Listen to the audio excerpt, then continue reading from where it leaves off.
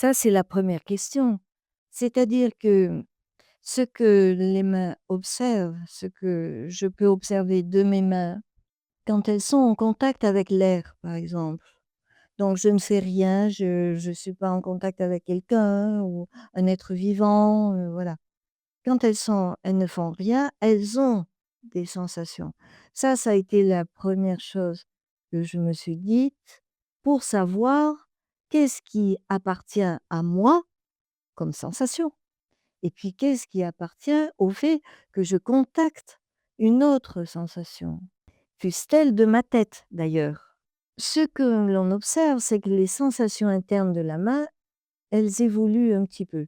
Les sensations externes, très peu. Si je suis dans une pièce, à température égale, enfin voilà, il n'y a pas de courant d'air, et bah, qu'est-ce que je sens? Je sens une température douce, mettons, externe, hein, sur la peau.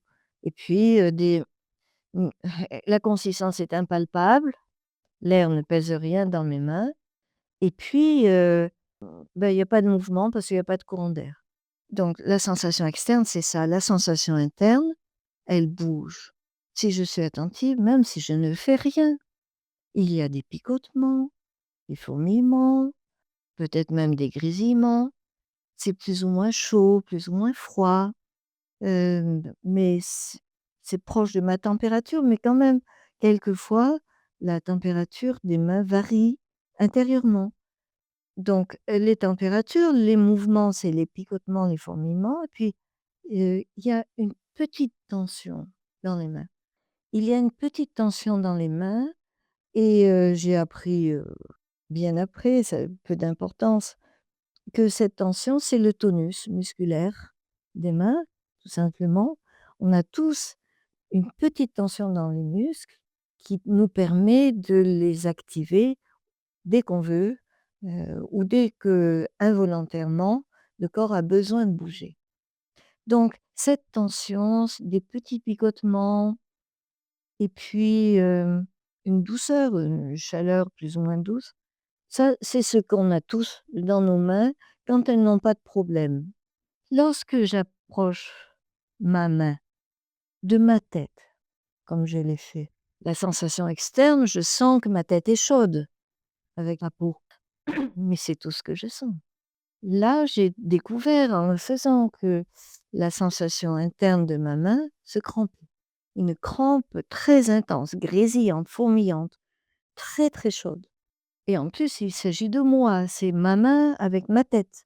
Donc c'est pas une question de personne ou de d'accompagner quelqu'un d'autre. C'est la main qui peut se sentir même sur moi. Ces changements de sensation interne.